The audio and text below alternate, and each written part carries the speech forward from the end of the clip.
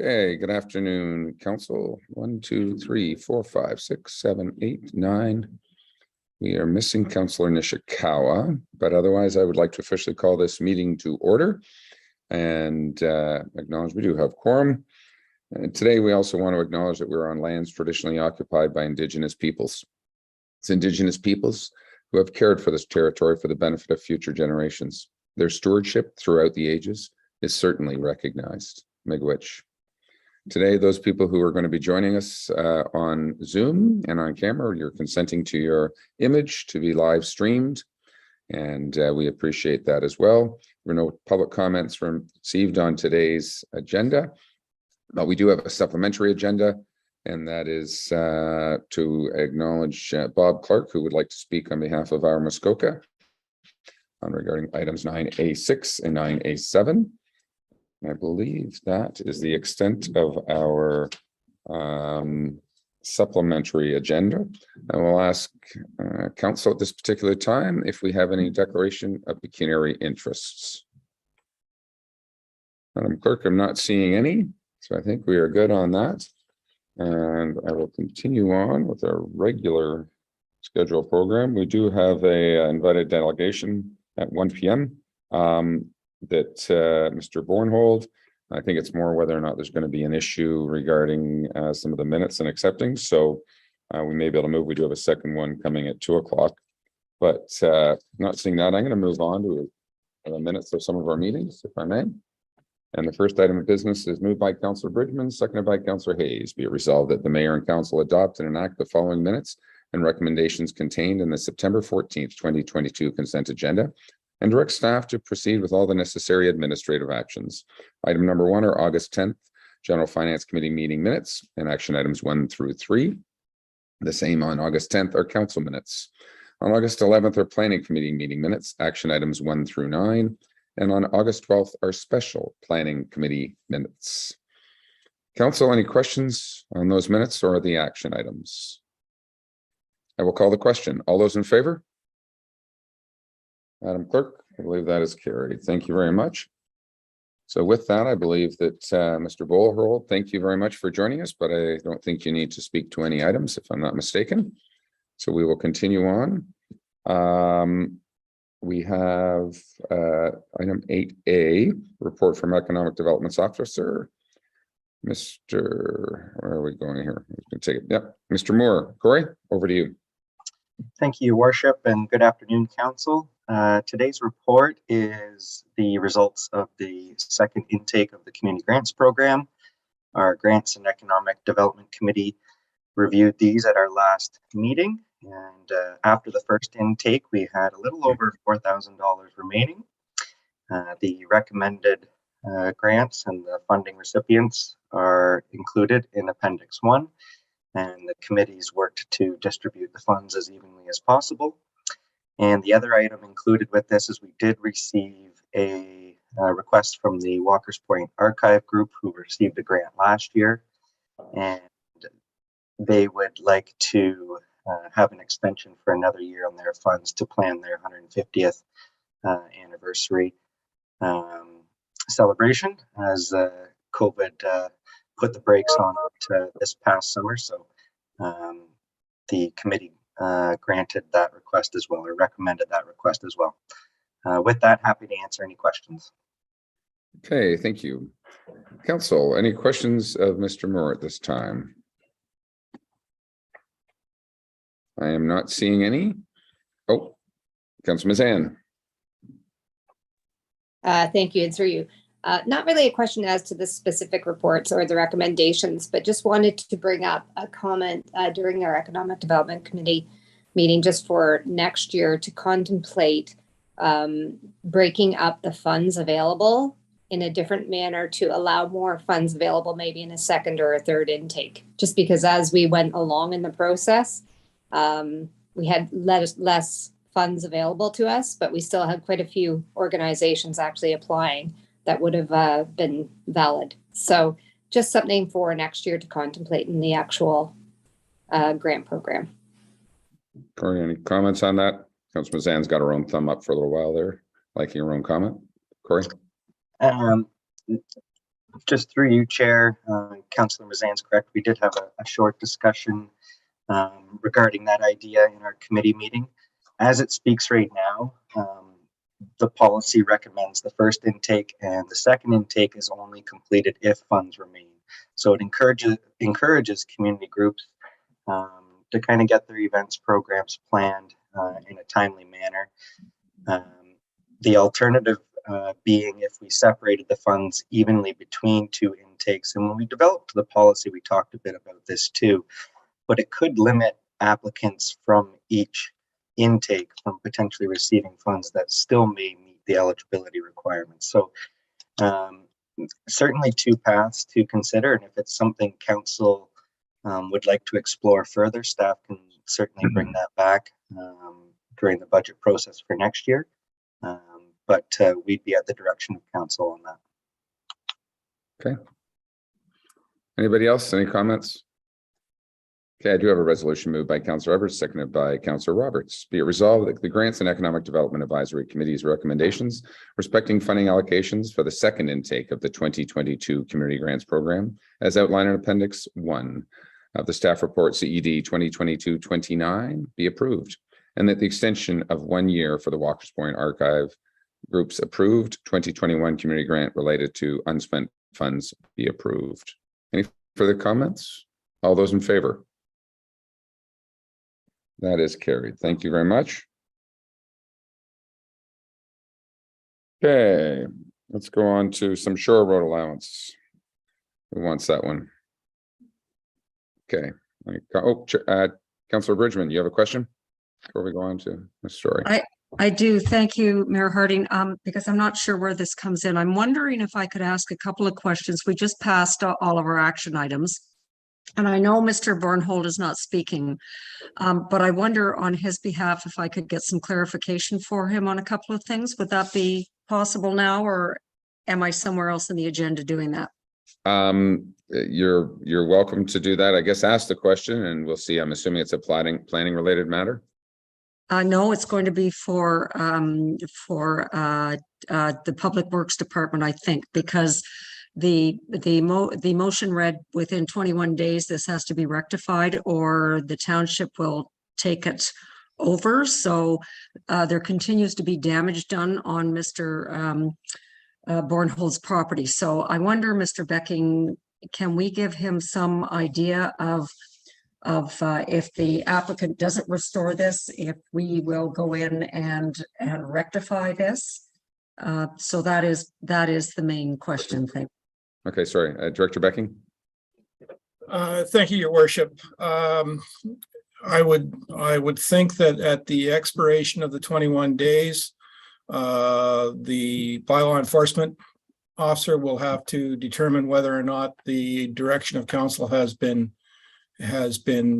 carried out, and if it hasn't, then it will fall upon my department to rectify the situation to the extent that we are able. I would emphasize that I cannot go onto private property, but we can do such things as are necessary to mitigate within the road allowance.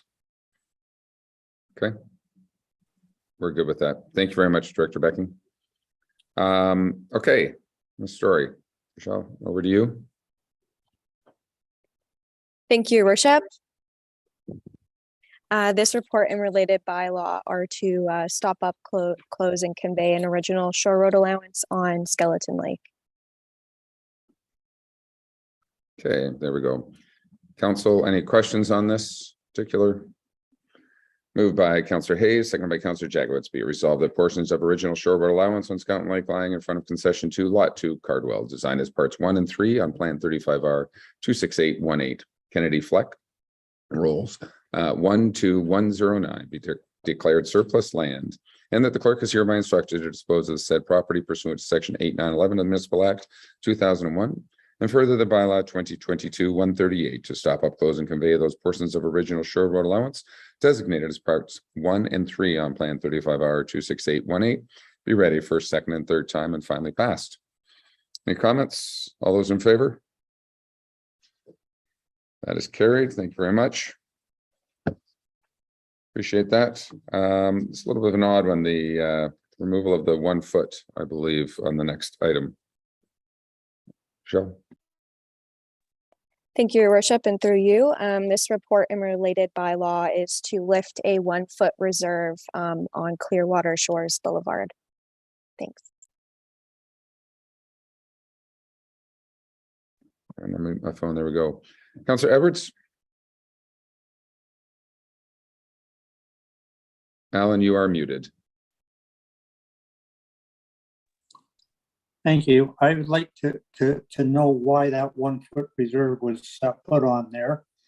Also, we've had this happen and that before in Deep Bank Village, where and that I would just as soon as see us give an entrance permit onto that land so we know where it's going.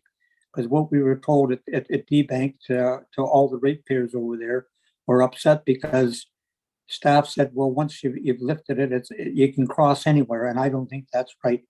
No one would give access and that to their property. Somebody could just come in and cut a road wherever they want. But it was, and I would just like to know why that was put on. Thank you. Okay, thank you for that. And Chriselle, over to you. Through you, Your Worship. The 1 foot reserve was put into place when the subdivision was created, and the idea of a 1 foot reserve would be to prevent future access or development to the lands.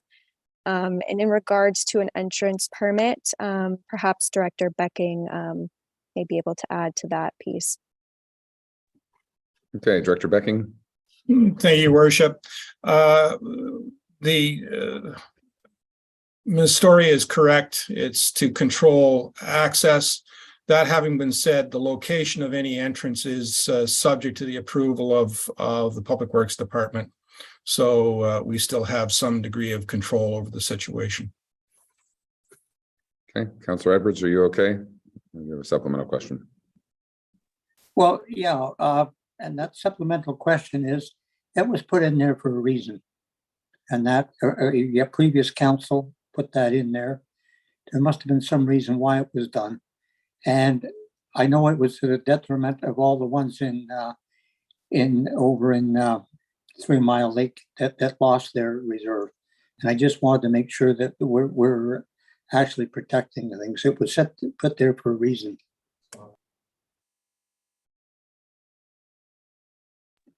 Okay, I believe actually our CAO would like to comment on this. We're just using the meeting, but we're just trying to get his camera on. There we go. Thanks, Your Worship. Good afternoon, members of council. I think in the report, it sort of speaks to the fact in the this 1 foot reserve was established, I believe, in the 70s. And at that time, there wasn't the breadth of tools, if you will, to control development or location of entrances. And so the notion of 1 foot reserves was typically the way that it was done. And I can remember back those days because of dealing with them in the early 90s. And so it is a sort of an antiquated approach. We now have entrance permit bylaws, zoning, site plan control, those types of tools to control the location of development. And so on that basis, with those added controls now, the notion of a 1 foot reserve is really redundant and unnecessary. Thank you. Okay. Turn my speaker back on. Appreciate that. Any other comments? I do have a resolution moved by Councillor Jagoas, seconded by Councillor Mazan. Be it resolved that bylaw 2022-137, being a bylaw for the purpose of closing the part of the road being part of Lake Joe Rockway Road, Plan M400, in the geographic township Medora, now in the township Muskoka Lakes, in the district municipality of Muskoka, designated as Part 1 on Plan 35R 26802, be read a first, second, and third time, and finally passed. Council, all those in favor? That is carried. And for the record, anyone opposed? That one is carried. Thank you. Appreciate that. I just read a wrong. Okay, my mistake. how come I now have Brown Greenfield lifting a 1 foot reserve, 9A3? Oh, my apologies. That was surplus land. Did I read the same one twice?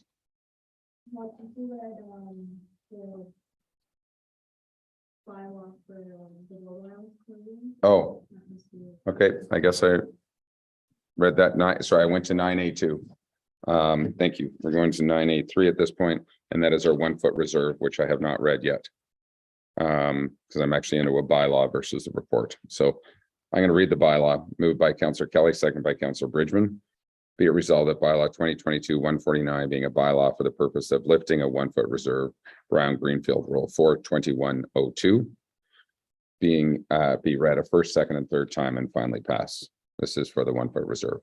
All those in favor? And for the record, those opposed. Thank you very much.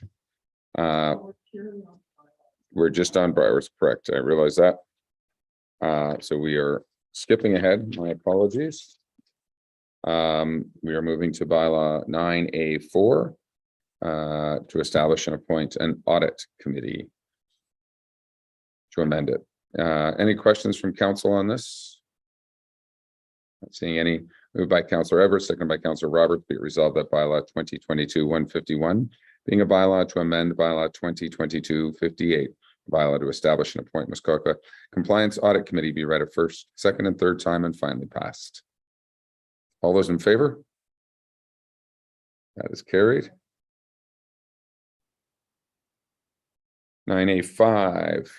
And that's Hunter Major. And I do believe that we have a delegation at 2 p.m. So we're going to park that one.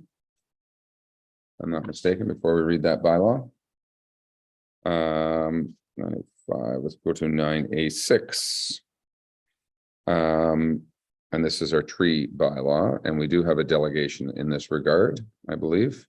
But before we go to this bylaw, I'm going to get, I think, Mr. Pink to have a conversation about this. There's been lots of lawyers from various stakeholder groups commenting on this application. And I do know if some of council like myself are a little bit confused, looking for a red line copy or what's changed or what hasn't changed, I think Mr. Pink might be able to shed some light on all of this. So Mr. Pink. Thank you, Your Worship. Through you. Good afternoon, Council. I'm sure Council will recall that we have discussed at Planning Committee for quite some time now, revisions and updates to the tree preservation and site alteration bylaws. Both were on the August Council meeting agenda for approval. That was the recommendation of the Planning Committee. At the 13th hour, we did receive a letter from legal counsel for our Muskoka questioning the authority and legality of some of the language in said bylaws. And you will recall that staff suggested we defer consideration and consult with the township solicitor on those comments. We have spent the last month with the township solicitor working on revisions to the bylaws, and we feel we have addressed the concerns raised. There are, I can comfortably state, there are no material changes to the bylaws before you.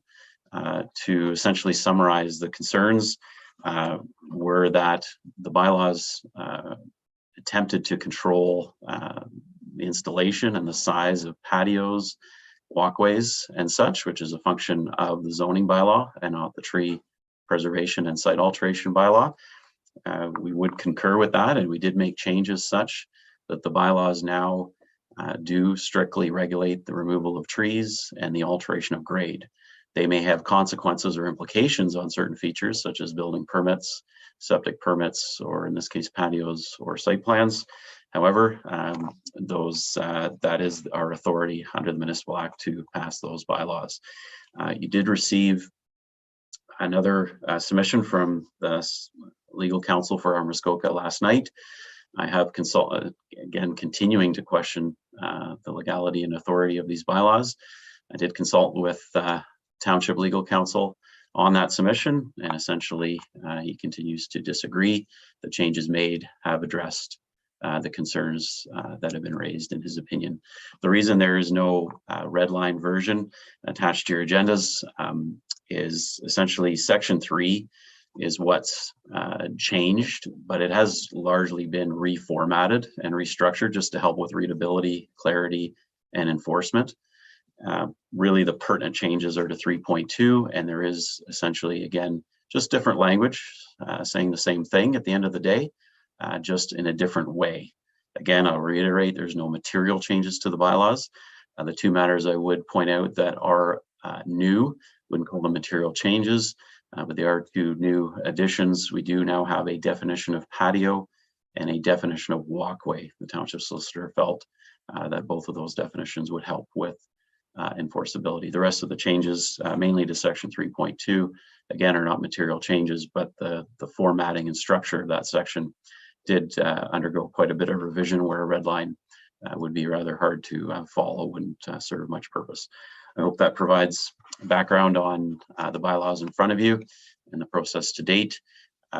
Staff does recommend approval of both bylaws, and I'm available to answer any questions council has. Thank you. Okay, Council, I'm going to go to some questions of Director Pink or whomever at this point, and then we can also bring Mr. Clark in to get their comments. But Councillor Hayes. Thank you, and through you, Chair. I have a concern, which I mentioned a long time ago, that I didn't see addressed. What happens when you have waterfront property that is in managed forest? How does this bylaw handshake with the managed forest control, which requires trees to be taken down at regular intervals in specific ways? So do they complement each other, or are they going to be contentious? And the other question that I have is, I know what happens with an OP when people object. I know what happens with a zoning bylaw when people object. If people object to this specific bylaw, to the point where what happens, is it just something that we put through and they have to live with it, or is there a process which it will be heard somewhere else? Mr. Pink, if you want to try and answer some of those.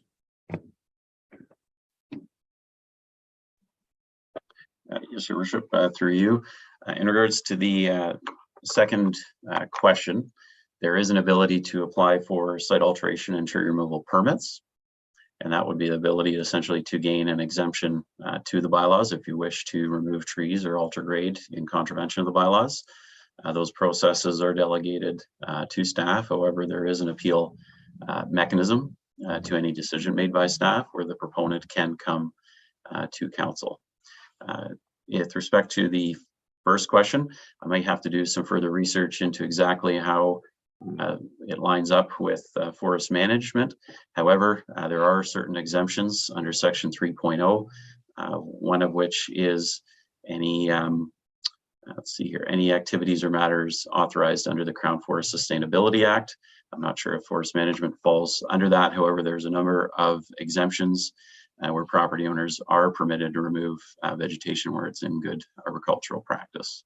And I believe I have not run into any, I guess what I can say is these bylaws have been in place since 2008 in largely the same form, same implications, same language. Again, largely an update, a refresh, and have not resulted, or I'm not aware of any issues that we've run into with property owners under the forest management agreement with MNRF.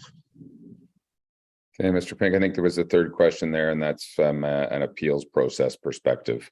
And is there an ability for the public to appeal changes that we contemplate today? Thank you, Your Worship. Sorry for missing that. No, unlike a planning application, planning approval, which is commonly before Planning Committee and Council, which can be appealed to the Ontario Land Tribunal, bylaws passed under the Municipal Act, there's no appeal mechanism to a tribunal. However, any member of the public can challenge the legality of a bylaw if they feel process wasn't followed or the authority doesn't exist in order to pass it. But that is a different process than an OLT appeal. Okay. Councillor Jagowitz. Thank you, Chair. Through you to staff. David, I just appreciate a clarification. since there was no red line version, it was hard for us to understand what changes were made. So to be clear, are you telling us that the township has a legal opinion in writing that this version of these two bylaws are proper and done under the proper acts and authority, and that the legal letter that challenges that is incorrect? Is that what we have? Mr. Pink? Thank you. Through you. That is essentially correct. It isn't a formal signed letter per se, but there's ongoing email correspondence between the township solicitor and staff, and they've indicated the changes that were necessary to the bylaw.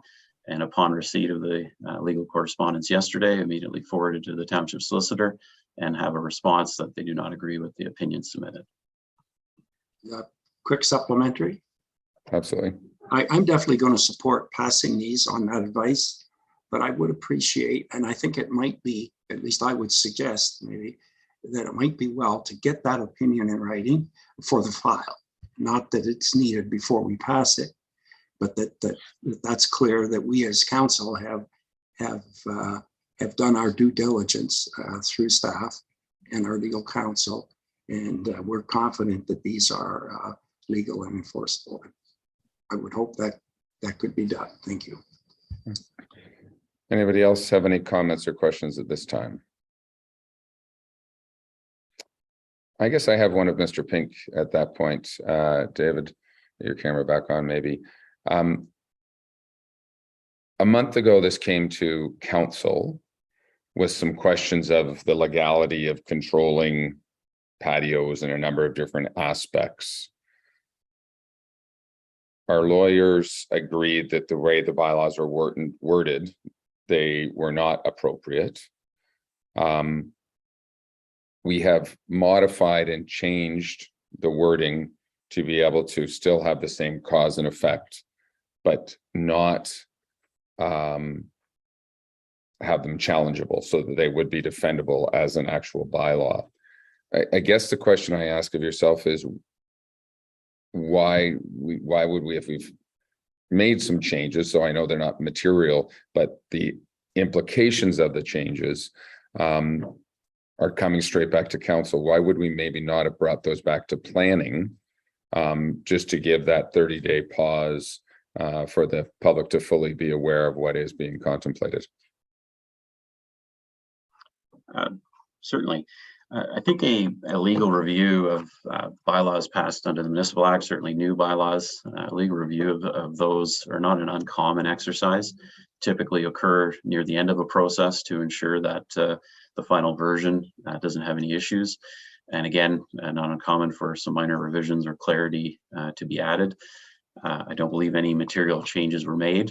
Again, essentially to summarize, the original versions of the bylaw had language such that patios are permitted or patios of a certain size are allowed. What's essentially all that's changed is now the language of that section clearly states that tree removal is permitted. In essence, in order to permit XYZ, I think the current arguments that have been submitted essentially would question the whole bylaw, as tree removal is permitted for a building permit. Tree removal is permitted for a septic permit. Township solicitor and staff believe we have the authority to regulate tree removal and site alteration. It has certain implications, but to succinctly answer your question, if council wishes to return to planning committee and further discuss the changes or the bylaws in general, staff's happy to do so. However, we felt that the process was approximately a year of extensive discussions and debate, and all that was done was a legal review and some clarification, some clarity to help with readability, enforceability, and no material changes were made to the bylaw. So they were placed back on the council agenda as they were prepared to be passed a month ago. So we returned to council as they were previously on a council agenda. But again, happy to return to planning committee if that's the direction from council. Okay, I'm going to park that for a moment. I'll go to Councillor Bridgman, then Councillor Jagowitz. Thank you, Mayor Harding. I'm going to chime in as chair of planning. I don't see any reason to return this to planning committee. We've had all the input we need. We've had some legal stuff going on this last 30 days, but that's it. We're now at the point where our council has to make a decision on what we're doing with it. There's no new information here. So I would like to see a vote today, and I support Councillor Jaglowitz in Director Pink's report that our legal counsel feels that we are fine to pass this today. Okay, Councillor Jaglowitz. Yes, I'd like to support the chair of planning that we move forward on this today. I see no reason for it to go back to committee. Thank you. Okay, thank you. Councillor Kelly. Thank you. And through you, basically to echo, I don't think we should be so easily blown off course here. We've got a set path. We've got the virtually the identical end result. We now have had the blessing of a law firm with some tweaks to the document. I'm ready to vote on it. Okay, thank you. Before we get to that resolution, we also have a delegate. I believe Mr. Clark wanted to speak to the topic today, so maybe we can bring him in. He's just muted. Mr. Clark, there we go. Welcome. Hi, Bob Clark, representing our Muskoka stakeholders and reside for offices at 2 Bruce Wilson, Port Carling, POB 1J0. We've sent a letter. It sounds like David has, Mr. Pink has done a thorough job and a thorough review, and it also sounds like the majority of councillors, or a significant number, have already made their minds up on this. And I agree, we've spent as a collective group over a year looking at this, debating this, etc. Very appreciative of council listening to our input. I do have a letter to read, and then just a couple of comments. So I'm here on behalf of our Muskoka Association stakeholders today. We'd like to thank the members for the opportunity to speak. We're really disappointed that there was no communication after a legal submission presented ahead of the August council meeting. There's no staff report on today's agenda or any red line indication of changes that were made, both by the bylaws for the public, allowing a thorough review of today's meeting. While the changes made to the proposed bylaw, the revised drafts continue to go well beyond the jurisdiction of the township to regulate trees and site alteration. Clearly, your lawyer has a different opinion on that. We want to again share that we are in opposition to some sections of the bylaws and feel they need to be redrafted, even though that we believe they're actually very close to being excellent bylaws. I'm going to skip through because I think it's important just to talk about a couple of things. In our previous August 5th, 2022 submission, we also provided staff with council with a legal opinion of the implementation of these bylaws and some issues we found with intermingling of the Municipal Act and the Planning Act. It appears these are being discussed today. I think what I'm more concerned about beyond that input is probably the process. And, you know, it's interesting. I'm going to get you, Bob, if I can, just to kind of wrap up a little bit. We're just sort of beyond our 2 minutes at this point. So, okay. So 2 things: opportunity, process, and timing. You know, if there was an opportunity here with proper response, and I think even Councillor Jaglowitz was saying, hey, this would have been really easy to look at and probably get people on side if we had a red line document to review and respond to before this meeting. There would have been an opportunity to get our group on side and say, hey, you know, this actually is a good bylaw and let's move ahead. But we seem to miss these opportunities to actually get people to be inclusive and supportive, and actually tell you what a great job you're doing. So I would just suggest that, you know, there's been tons of input, tons of opportunity for input, but there never seems to be, by the time we come to these meetings, red line versions and things where we can actually easily take a look at something. And your own councillors are saying, geez, it would have been a lot easier if we could have seen this. okay, Bob, So I'm going to have to cut you. I'll leave it at that. Okay, Thank you. And I see Director Pink wanted to comment. Thank you. Thank you, Worship. I just wanted to clarify that, you know, certainly I've had extensive discussions with Mr. Clark and others in our Muskoka, and my door is always open and I'm happy to continue. I have certainly listened throughout this process to their comments. The reason I didn't reach out, or we didn't in this case, is I didn't feel it appropriate for staff to work with another agency's solicitor on revisions to our bylaw. concerns were raised. I think they were fair and appropriate concerns, and I think it was appropriate for the Township Council, legal counsel, to review those, which is the course that I undertook, and we made those changes. With respect to redline, again, I'm happy to provide it, but a simple way to summarize it is you can take section 3.2, that's your new section, and you can white out the old 3.1, or I might have the number wrong, but the old section 3 is essentially just been reformatted, but you'll see the two changes. That's what a red line would show you, is essentially things were moved around, reformatted, such that you delete the old and you see the new. So I would review 3.2 in close detail. That's the red line version. Okay, thank you, Bob. We're going to keep it at the council table at this point. My apologies, but do appreciate your input and also our Muskoka's. And just for clarity, for council's perspective, and Mr. Pink's, my comment about bringing this to council, I would not recommend this go back to planning committee next month. I can tell you that 100%. But had it come, I think that's where Councillor Hay was going, had it come potentially to planning this month, it could have been ratified with an appropriate 30-day little digest and understanding for next month, and still as such pass this term of council to move things forward. So I certainly myself, I would I've always been a proponent of changes, and I realize they're not material changes to the direction they were going. I'm not sure that all the stakeholders fully understand the changes, but I'm at the direction. I'm getting a sense that council would like to vote on this today without it potentially being deferred for 30 days. I don't see anybody else who has the desire to put a pause and make sure that we have it right, or have everybody to understand. So with that, I do have a resolution moved by Councillor Jagowitz, seconded by Councillor Mazan. Be it resolved that bylaw 2022-107, being a bylaw to conserve, prohibit, protect, restrict, and regulate the possible harvesting, removal, injury, damaging, and destruction of trees on private property in the Township Muskoka Lakes, be read a first, second, and third time, and finally passed. Council, any final comments? I will call the question. All those in favor? And that is carried. Thank you very much. Again, Mr. Clark, appreciate the comments. And Mr. Pink, let me just say thank you. It's been a long time coming, as you suggested.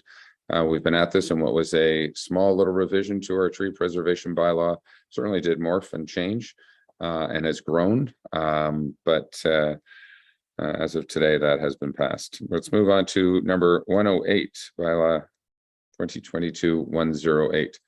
I love Mr. Pink's emoji in the corner. A little New Year's, no fireworks, just horns. Any questions at this particular point? Mr. Pink, did you want to introduce this at all or talk about number 108? Not seeing your camera. Oh, there we go. I'll let you just. Thank you, Your Worship. It's obviously identical to the tree preservation bylaw. Happy to repeat anything I said previously, but same process with the site alteration as the tree preservation. Okay. Councillor Jagowitz. Thank you, Chair. Just through you to staff again. David, did I understand you correctly that the assurance you gave us that the solicitors have looked at the legal challenges and are satisfied that this is something that we can properly do? Is that correct? Mr. Pink. Through Your Worship, thank you. That is correct. Okay. So I do have a resolution. Not seeing any other comments. Moved by Councillor Kelly, seconded by Councillor Mazan. Be it resolved that bylaw 2022-108, being a bylaw to regulate and prohibit the modifications being made to the landscape on properties in the Township Muskoka Lakes, be read a first, second, and third time, and finally passed. Any further comments? All those in favor? That too is carried.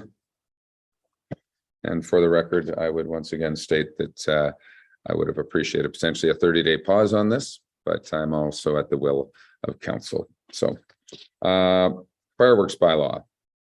Any questions or comments? We're having some slight amendments to this. Councillor Bridgman.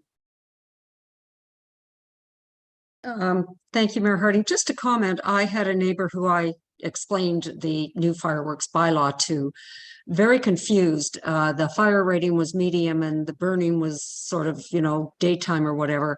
I'm wondering why we can't on our fire, our fire signs that are out with the ratings, can we not put on one of the slates underneath the new fireworks regulations? I think it's a way to reach the public that's fairly easy, because a lot of people look at those signs. It's just a thought. I think that's an interesting comment, and maybe I should talk to our fire chief.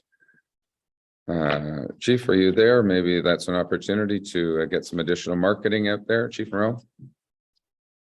We'd be willing to look at it. As far as my understanding of the fireworks bylaw, there are some more complications than what lend themselves to driving by a sign at 90 kilometers an hour. But we would have, what I would prefer we do is just highlight the fact that there is a new bylaw. It would certainly save me late night trips going out looking for fireworks. Okay. Good point, though, Councillor Bridgman. I think certainly our communications team, my one noted that I get numerous comments about it, didn't see them, can't get them stopped.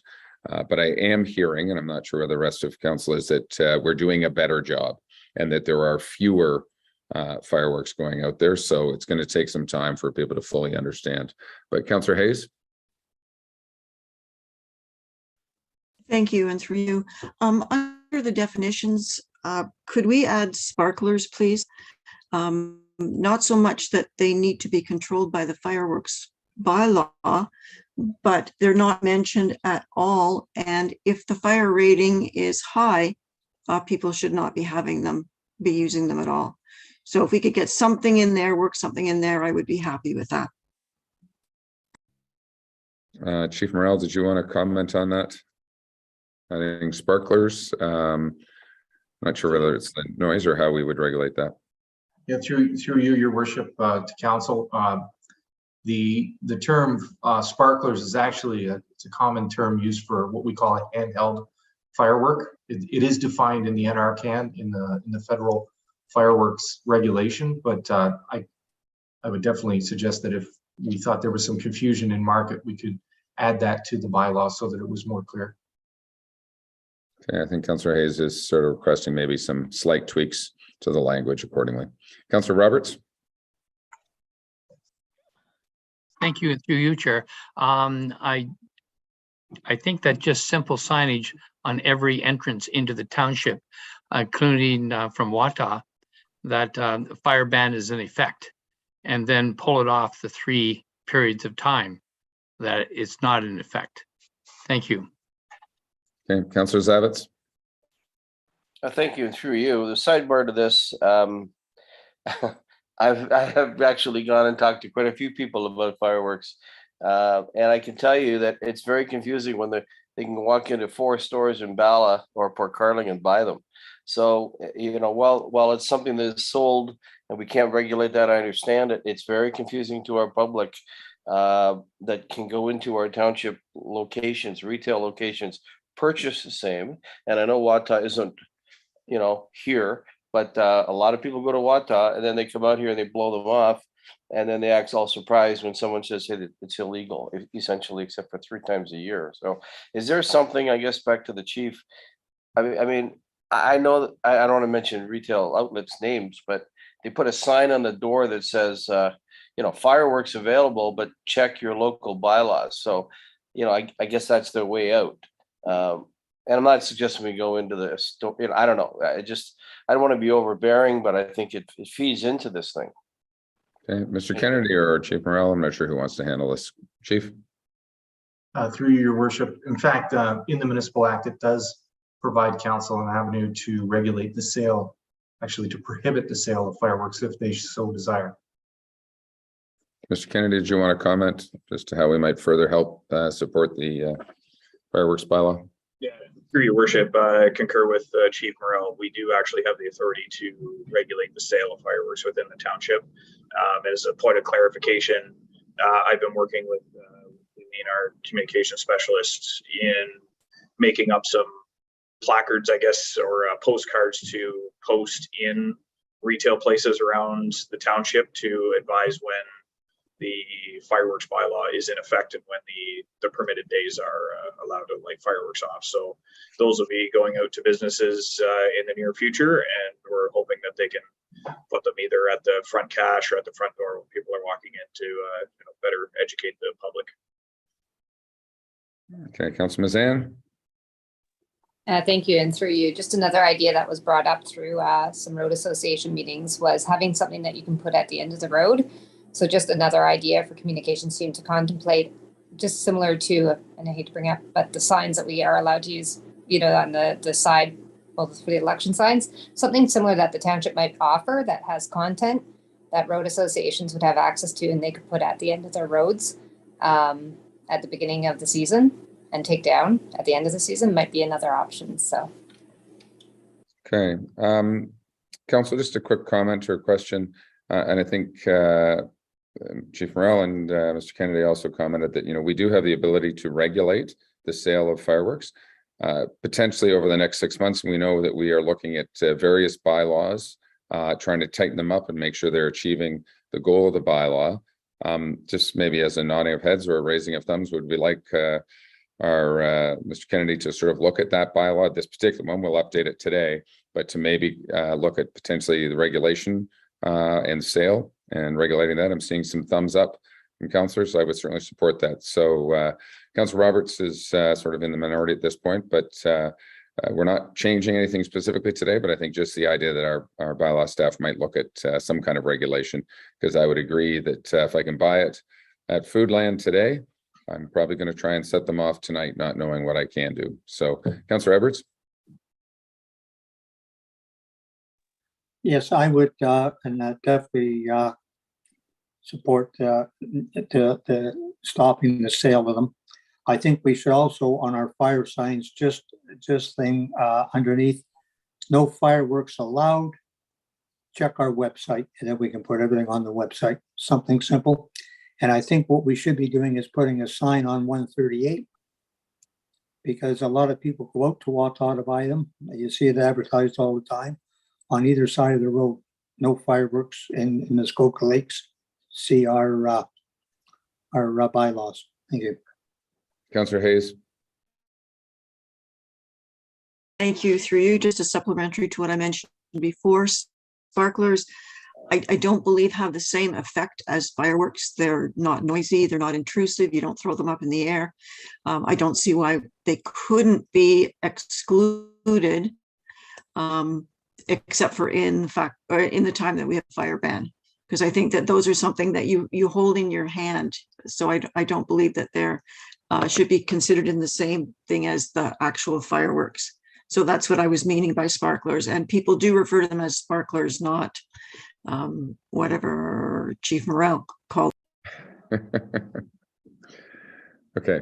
Any other comments at this particular point? Okay, I'm going to read the resolution moved by Councillor Kelly, seconded by Councillor Bridgman. Be it resolved that bylaw 2022-158, being a bylaw to amend fireworks bylaw 2022-113, be read a first, second, third time, and finally passed. Any other comments? All those in favor? Carried. Councillor Hayes, I know there's going to be some slight amendments potentially defining the word, and that is duly noted by staff. So thank you. I think we can do one more here quickly, and that's establish required payment fees. Director Donaldson, did you want to comment about this quickly? Maybe we'll take a quick break before 2 o'clock. Great, thank you, Your Worship. So this is really a housekeeping matter. So we did some very minor changes to the bylaw to bring our garbage tag fees in line with the district, and to capture a couple of omitted items that were not picked up when we did our amendment sometime middle of last year.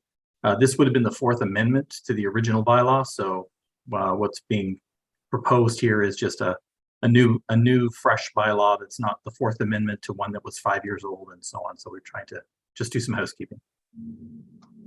Okay, thank you. I guess if this was the 5th amendment, we couldn't talk about it.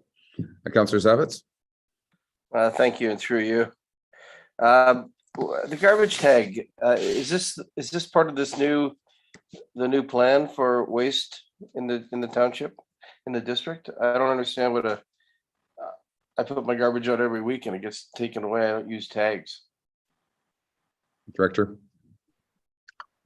Thank you, Your Worship. So we sell garbage tags on behalf of the district. They're for those in excess of the allowable number of bags that are put out. So if you have more than what's allowable on a weekly basis, you have to put a tag on it for the garbage collectors to take it away. So the pricing on our bylaw was somehow missed in error, and we've now made it align with the district that an additional tag is $8. Wow. Okay, thank you. So Councillor Hayes.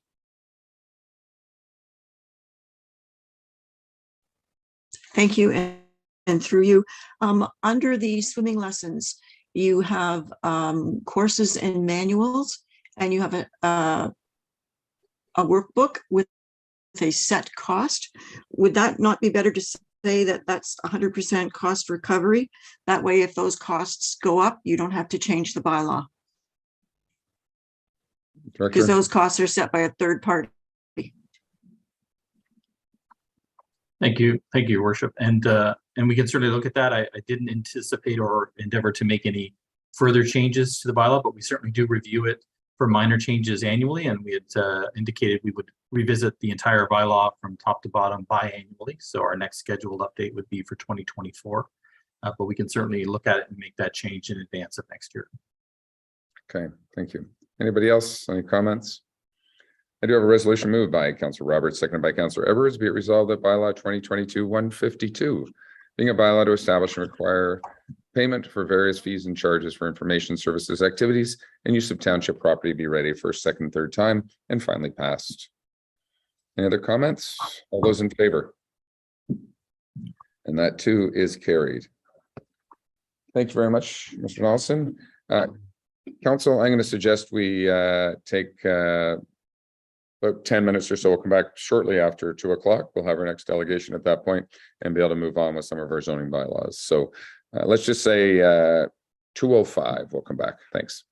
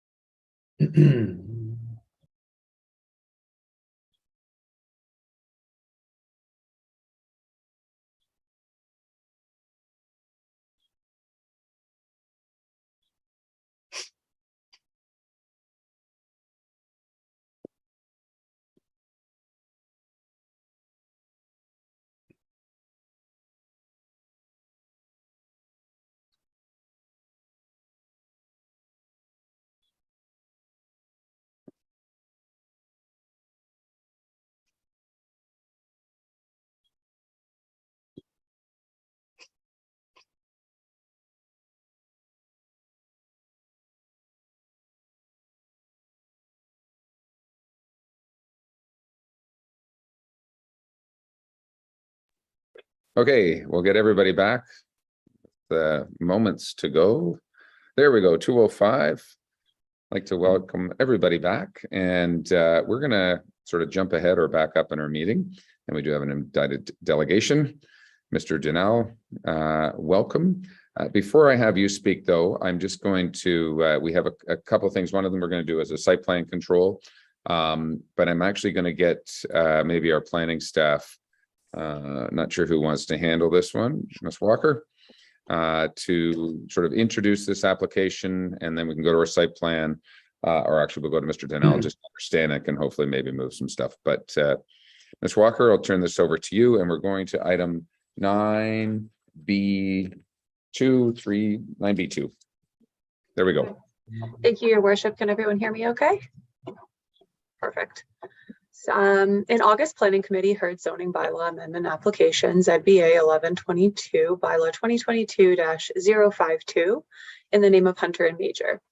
The subject property is known municipally as 1 Norman Island, Unit M59. Bylaw 2022-52 will have the effect of permitting the following. To demolish an existing boathouse and associated docks and to construct a new dock and 2-story boathouse containing an upper level sleeping cabin, to recognize as-built additions to the dwelling, to recognize as-built additions to the sleeping cabin number 1, to recognize an as-built sun deck addition, to recognize as-built stairs, recognize and relocate an as-built shed, and to demolish a treehouse and sun deck platform. A number of exemptions are required for each of the above proposals, and I'm happy to provide a further explanation of any exemption in more detail at the requested committee. In August, Planning Committee recommended approval of the application and that the subject development be made subject to site plan control. Planning Committee also recommended that the following items be addressed prior to 3rd reading. The first is that the as-built screen porch forming part of sleeping cabin number 1 be converted into a porch or veranda prior to 3rd reading of bylaw 2022-52. And the second is that the lot area of the subject property be confirmed prior to 3rd reading of bylaw 2022-52, excluding any lands created by filling carried out subsequent to October 24th, 1980, along with confirmation that the lot coverage will not exceed 11%. I can confirm that both of these items have been completed to date. If council is considering approval of the application, the following minor amendments have been recommended. The first is the removal of exemptions related to sun deck additions off the north side of the dwelling / veranda. The second is an updated exemption to permit sleeping cabin number 1 to have a reduced floor area of 731 square feet. And the third is any related necessary technical revisions, including to Schedule 2 of bylaw 2022-52. No new submissions have been received since the August Planning Committee meeting, and I have no further comments, but we would be happy to assist council with any questions. Thank you.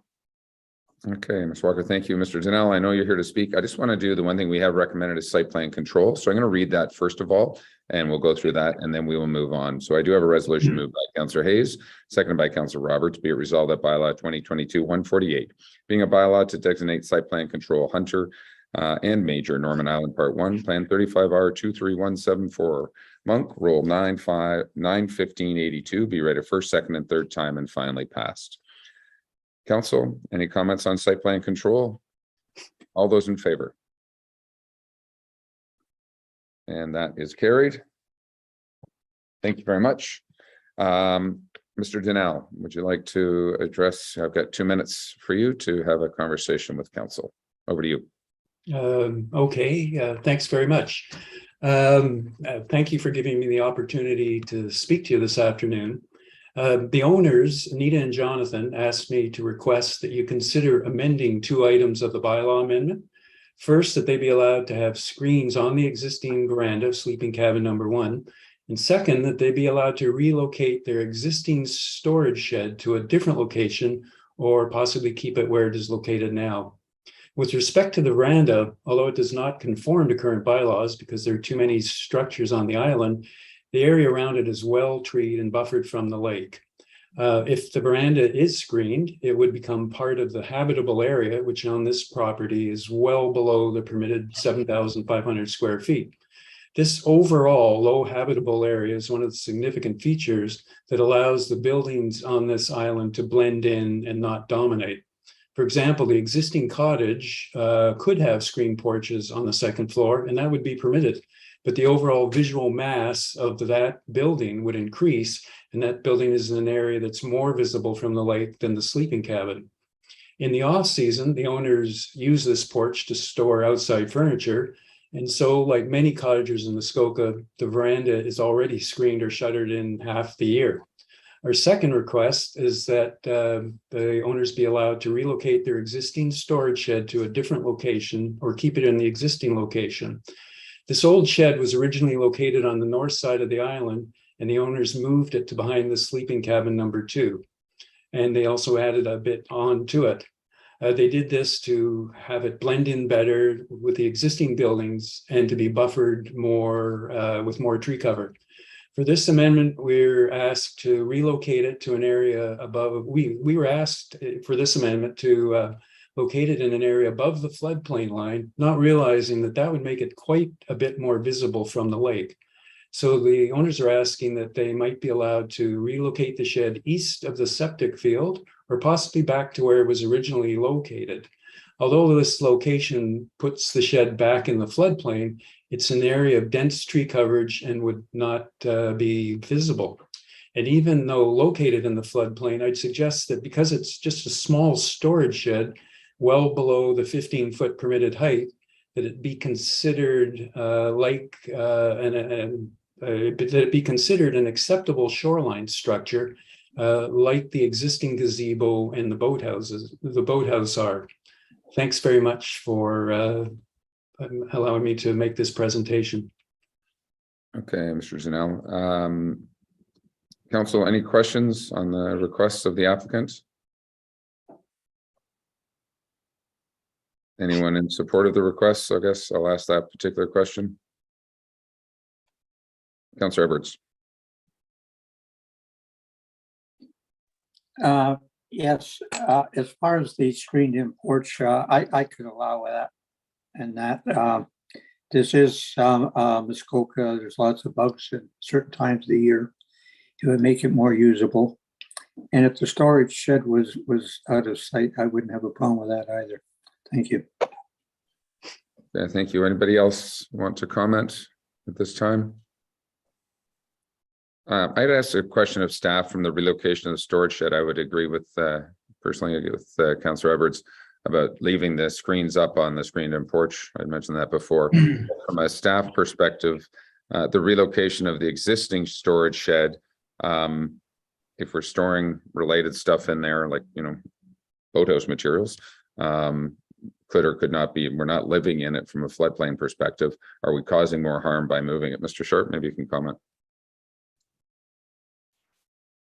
Thank you, Mayor Harding, and good afternoon, Council and Mr. Dunal. Thank you, Ms. Walker, for introducing this matter. As you recall, that the shed it's an as-built structure, and I believe Mr. Dunal was correct in stating that it's currently located within the floodplain, and it may also be in close proximity, if not over part of the tile field as well. So without knowing the exact location of where the shed would be relocated to from its proposed positioning, it's difficult for us to I guess analyze, the location. It is quite a small structure. If council was so inclined to allow it to be relocated or positioned into a different location on the property than what is proposed, we just need to make sure that we include appropriate wording as a minor amendment to allow that to occur and possibly recognize, the resultant setback from the high water mark if it's going to be within 66 feet. And we'd need a updated zoning schedule as well. So it's a bit complicated in that regard, but certainly doable if we're able to amend the resolution on the fly here. Thank you. Okay, if I may, Mr. Sharp, just to supplement before I go to Councillor Roberts, if this shed is to be defined as a pump house, can it not actually be in the floodplain or within 66 feet? I hate to play the name game of what we call buildings, but I'm trying to provide some flexibility here and reduce impact. Mr. Sharp. Thank you, Mayor Harding. Like I said, the building is quite small. I'm inclined to say that if it were located within the floodplain, it's likely going to have a minimal impact. There are quite stringent policies, as you are aware, around development within floodplains. There are certain exceptions to allow development related to, very minor accessory structures. And, off the top of my head, this might be a case where, staff would not object to, a slight encroachment into the flood line if council was willing to go down that path. Thank you. Okay, Councillor Roberts. Thank you, Mayor, and through you back to staff. You'll recall when this came to planning last month, I did raise the same suggestion about the screens, and I would like Mr. Sharp to remind council of what the position was at that time. Mr. Sharp. Yeah, I could certainly appreciate that. Essentially, what we're talking about is a screened room, but it's just largely technicalities in regard to how floor area is defined in the bylaw. Screen rooms are not exempt from floor area calculations, and therefore they're included. And the as-built portion of the sleeping cabin number 1 includes the large screen room. So it's a matter of allowing the screens to remain, and which would result in a larger floor area, or alternatively having those screens removed, which would reduce the floor area down closer to what would be permitted for a sleeping cabin, which is 650 square feet. With the screens included, it's 1,064 square feet. And, again, to note policy, the township's official plan draws quite a hard line in the sand with respect to the size of sleeping cabins. The zoning bylaw is the same. So, staff would preferably, we've recommended the reduction, but, we're in council's hands at this point. Thank you. Thank you, Councillor Jagowitz. Thank you, Chair. I find it difficult when these changes come in, they're not documented ahead of time, and then we have to try to scramble to look at the file from last month to see what we're talking about. And so just out of principle, I'm going to support staff's position. And if I would not be supporting these changes, however, I would support a deferral if it could be sent back to planning to have a look at again. But it's very difficult when we're faced with these without being able to refresh ourselves on the entire file. Thank you. Thank you. Councillor Bridgman. Thank you, Mayor Harding. I am agreeing with Councillor Jagowitz. I'm not sure I completely understood what was being said here. I get the screens, but that's a huge overage of the sleeping cabin. So I'm struggling with that. But in terms of the shed, I guess I don't like the idea of renaming it something else. I don't like that at all. And so but I would be happy to leave the relocation of the shed in the approval process of our staff. I don't think that would need to come back if they're satisfied. So I would support a deferral, but if we have to go forward with this today, I don't support the screen staying, and if the shed moves, I would leave that with staff. So I guess that's my thoughts. Okay, Mr. Dunal, I know you wanted to speak a little bit, maybe just for some clarity for what the request, I think more specifically regarding the shed relocation. Yes, well, just a small item. It's with respect to your comments about changing the name. The bylaw is quite it's well spelled out, but pump houses are limited to, I think, 50 square feet or something like that. Sauna cabins are allowed, and they're limited to 100 square feet, and this shed is 107 square feet. So it would give you an idea of the impact that the shed would have. I mean, it'd be similar to a sauna in size on the edge of the waterfront, and it just gives you an idea of the scale of it and how it would blend in. Thanks. Okay. Councillor Mazan.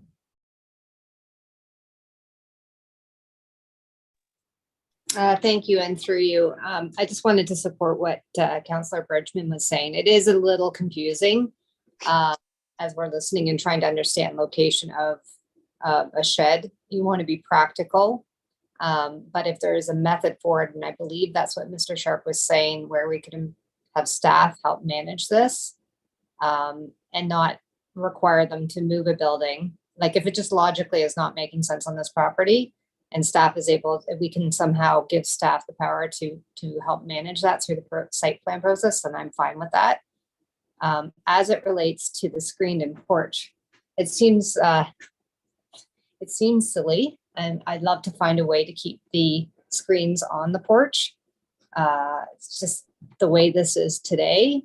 I think that's difficult for me to stand behind simply because of the size of this bunkie, and then having it added on. It's just a significant departure from what we promote for a size of a bunkie. So I think it's just one of these planning matters that logically it seems like it doesn't make sense, and yet from a precedent standpoint, and I believe that's what staff was talking about last month at the planning meeting, it could open up a door without us fully appreciating that. So as far as the path forward, if I had to vote on something today, and if staff was able to draft up something that allowed some flexibility on the shed, I would support that.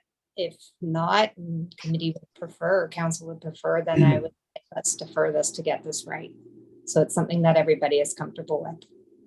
Okay, thank you. Mr. Sharp, I think if I can sort of summarize where council's at right now, I'm getting a general sense that people are okay with the shed as long as you can find a way to relocate it appropriately.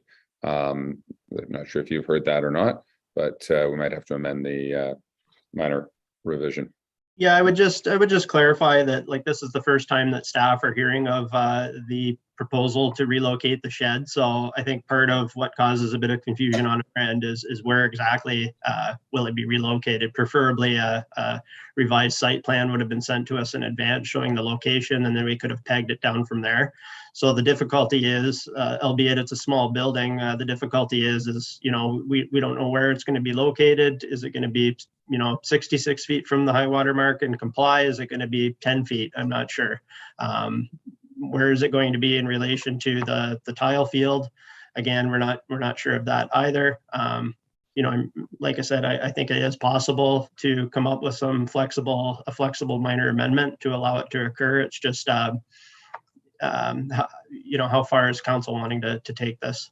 Alternatively, the matter could be deferred, and the steps that I've just outlined could be done, and the matter could return with a revised site plan, providing that clarity that we need.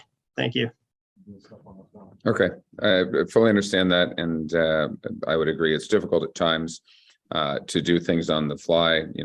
Relocation or moving of the shed, I think, is a little bit more significant, though. I think we're comfortable with staff doing it.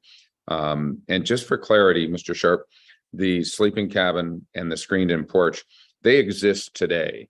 So we're not granting any additional floor area to this cabin. It already exists. It's in the middle of the island. Is that correct or not? That is correct. The sleeping cabin number 1 exists today. However, the screened porch was constructed without a building permit, causing the floor area to increase beyond what would otherwise be permitted by the bylaw. Okay. Okay. I'll ask from a council perspective, how do we want to deal with this?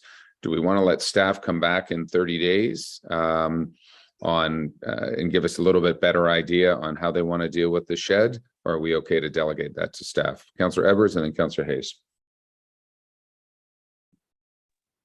Yes, thank you. Just a question for Mr. Sharp. You said that the screened-in porch was added without a building permit. Was that like the roof or just the screens? Mr. Sharp. Perhaps look to Ms. Walker to confirm, but my understanding is that it was the roof and the screen. So that portion, we have a survey beforehand, before the work was undertaken, and afterwards. But I see Ms. Walker has her screen on if she'd like to confirm my understanding. Ms. Walker. Hear you. That's correct. So any portions, if you're looking at the draft bylaw that are highlighted in red, would be the as-built portions of the sleeping cabin that were built without the benefit of a building permit. The screens of the porch have been removed currently, and it could be approved as it is today because they have reduced that area. I hope that clarifies things. Sorry. Okay, thank you. Okay. Councillor Hayes. Thank you. And through you, I think I would feel more comfortable if this came to council completed. So I would be happy to support a deferral for it to come back complete. Okay. Mr. Dunal, I'm going to look to yourself. Are you okay with the 30-day pause on this at this particular point to try and find a location for the existing storage shed? And my apologies, I thought it was a very small shed, like a small pump house at the time. I didn't realize it was even over the size of a gazebo or a 107 square feet for a sauna. Are you okay with a 30-day deferral for this to come right back to council and try and answer some of council's questions going forward? Yes, sure. You know, we would prepare, a revised site plan showing where we would relocate the shed, and work with the planning department. Yes, and I'll, I'm trying to think of the other thing. Oh, yes, my only other comment about the bunkie or guest cabin is that it was, I'll just point out that it was built a long time ago. There's a century-old cottage property, and so it didn't conform. It exceeded the 650 square feet, but indeed the owners added the veranda at a later date. Okay. Okay, I getting a sense we're going to defer this. Anybody disagree with that? Want to read this? We're going to refer this back to council next month. You want to do first and second? That was going to be my next question. And council, I'm going to suggest, I think that maybe we do first and second reading, and then we can come back with the minor amendments, because that's really what's, I think, for the discussion, but it certainly gives the applicant the idea we're moving forward. So I do have a resolution moved by Councillor Bridgman, seconded by Councillor Roberts. Be it resolved that bylaw 2022-52 to amend comprehensive zoning bylaw 2014-14 Hunter and Major Rule 9-1582 be ready first and second time. Council, all those in favor of first and second? That is carried. Thank you very much. We are going to defer third reading or any minor amendments at this time.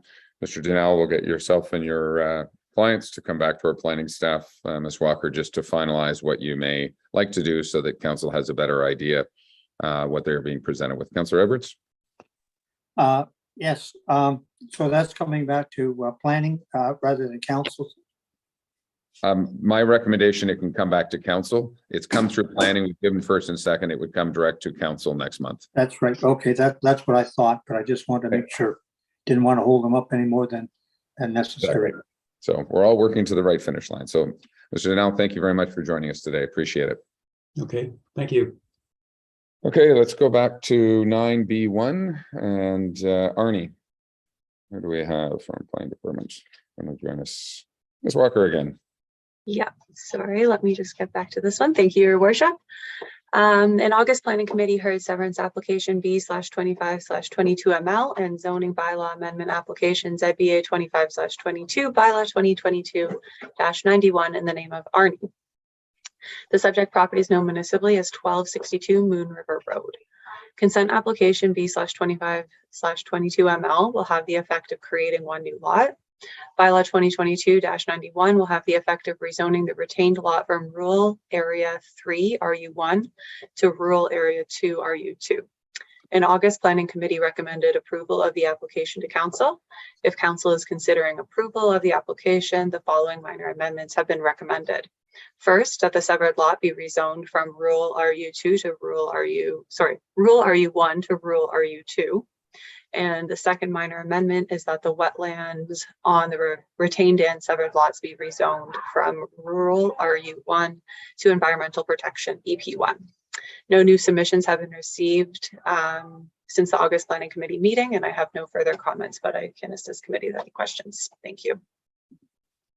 Okay, any questions? I'll do first and second. Moved by Councillor Evers, seconded by Councillor Hayes. Be it resolved that bylaw 2022-91 to amend comprehensive zoning bylaw 2014-14 Arnie Rule 61164 be ready first and second time. All those in favor, first and second? That is carried. Thank you. We do have some minor amendments. Any questions or comments on the minor amendments as recommended? Moved by Councillor Mazan, second by Councillor Jaglowitz. Be it resolved that Township Council amend bylaw 2022-91 Arnie. These amendments are minor in nature and do not require further public circulation. Hereby approved prior to third reading. These amendments shall consist of rezoning the severed lot from rural RU1 to rural RU2 and rezoning the wetland and the retained and severed lots from rural RU1 to environmental protection or EP1. Any further comments on the minor amendment? All those in favor? That too is carried. Third and final, moved by Councillor Kelly, seconded by Councillor Edwards. Be it resolved that bylaw 2022-91 Arnie be ready third time and finally passed. Last chance for comments. All those in favor? That one is carried. Where are we going to now? Ontario Inc. Who's got this one? Oh, the trilogy today. Ms. Walker. Yeah. Thank you, Your Worship. In August, Planning Committee heard zoning bylaw amendment application ZBA 20/22, bylaw 2022-81 in the name of 1331721 Ontario Inc. The subject property is known municipally as 1120 Ferndale Road, Unit 10. Bylaw 2022-48 will have the effect of rezoning a portion of the subject land from open space private OS2 to waterfront residential WR5. In August, Planning Committee recommended approval of the application. If Council is considering approval of the application, the following minor amendment has been recommended. And the minor amendment would be to restrict the use of the lands to be rezoned to a single-story garage with a ground floor area not exceeding 1,140 square feet. No new submissions were received after the August Planning Committee meeting, and I have no further comments, but I'm happy to assist Council with any questions. Thank you. Thank you. First and second, moved by Councillor Jaglowitz, seconded by Councillor Kelly. Be it resolved that bylaw 2022-81 to amend comprehensive zoning bylaw 2014-14. And that's the name of 1331721 Ontario Inc. Rule 519402 and 550107. Be ready first and second time. All those in favor? First and second? That was carried. Minor amendment, moved by Councillor Bridgman, seconded by Councillor Edwards. Be it resolved that Township Council amend bylaw 2022-81, 1331721 Ontario Inc. And this amendment is minor in nature and does not require further public circulation and is hereby approved prior to third reading. The amendment shall consist of restricting the use of the lands to be rezoned to a single-story garage with ground floor area not exceeding 1,140 square feet. Any further comments? All those in favor of the minor amendment? And that too is carried. Third and final reading, moved by Councillor Hayes, seconded by Councillor Jaglowitz. Be it resolved that bylaw 2022-81, 1331721 Ontario Inc. be ready third time and finally passed. All those in favor of third reading? That is carried. Evans. It might be our last one. There we go. Ms. Crowder. Good morning or good afternoon. I guess it's afternoon. Good afternoon. Thank you, Mayor Harding. In August, Planning Committee heard zoning bylaw amendment application ZBA 2222 ML, bylaw 2022-83 in the name of Evans. The subject property is known municipally as 14 Island J15, otherwise known as part of Elsinore Island. The purpose of zoning bylaw 2022-83 is to provide exemptions to permit cumulative dock width to exceed the permitted maximum width. The maximum permitted cumulative dock width per the comprehensive zoning bylaw is 75 feet. The proposed dock width is 115 feet and the existing dock width is 134.4 feet. Please note that at the time of writing, a comment recommending an additional decrease in dock width was accidentally left in the analysis section of the submitted staff report. The intention of staff was for this comment to be left out of the report, as staff believes the proposed reduction in dock width is a favorable proposal. As such, staff request that council disregard the second last bullet in the analysis section of the report. In August, Planning Committee recommended the approval of the application to council. If council is considering approval of the application, the following minor amendment has been recommended: that Schedule 3 be replaced as attached per committee's recommendation. The revised schedule has been revised to show a proposed building envelope rather than an exact building footprint. No new submissions were received after the August Planning Committee meeting. And I have no further comments, but would be happy to assist council with any questions. Thank you. Okay, thank you. First and second, moved by Councillor Kelly, seconded by Councillor Mazan. Be it resolved that bylaw 2022-94 to amend comprehensive zoning bylaw 2014-14 Evans Rule 425-24 be read a first and second time. Council, all those in favor of first and second? That one is carried. There are no minor amendments. Just confirming that. Don't believe any. Moving on to third reading. Moved by Councillor Zavitz, second by Councillor Bridgman. Be it resolved that bylaw 2022-94 Evans be read a third time and finally passed. Council, third and final reading, final comment. I'll call the question. All those in favor? That is carried. Okay. And then we have a final report. Who wants this one? Update our comprehensive zoning bylaw. Mr. Sharp.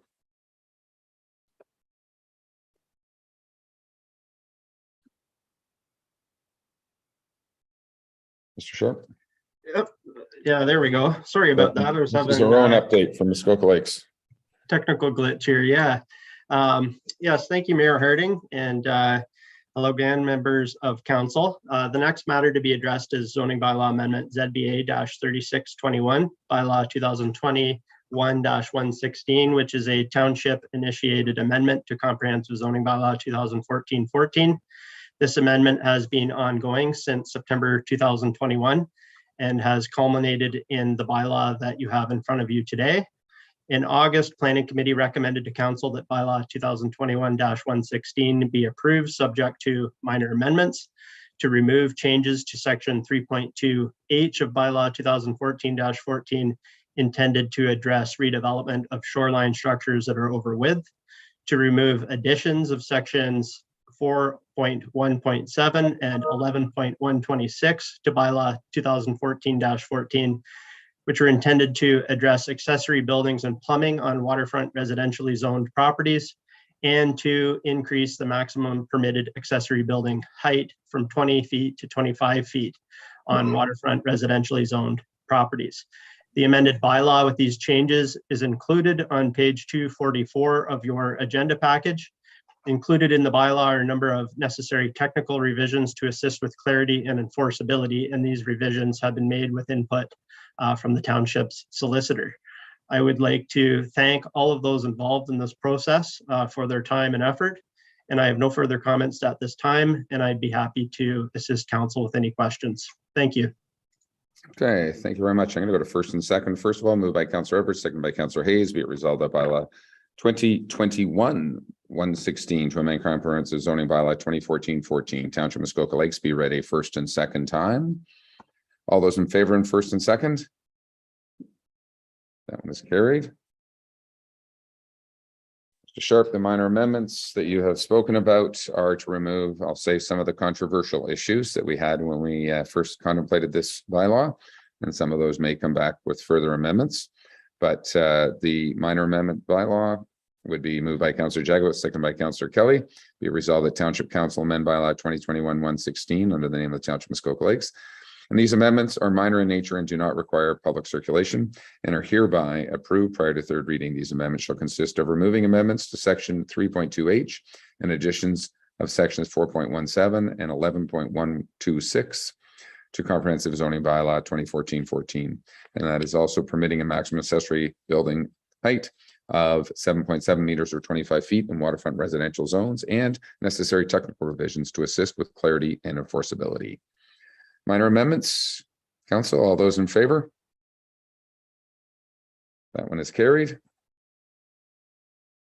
Third and final reading, looking for Mr. Pink's congratulations banner to go up shortly. Moved by Councillor Mazan, seconded by Councillor Kelly. Be it resolved that bylaw 2021-116 Township Muskoka Lakes be read a third time and finally passed. Council, any further comments? Questions?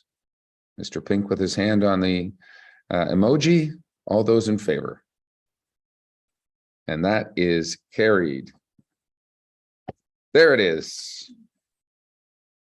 To the planning staff, to all of council, and also to the public, thanks for your help in moving that bylaw to the finish line. It certainly was necessary.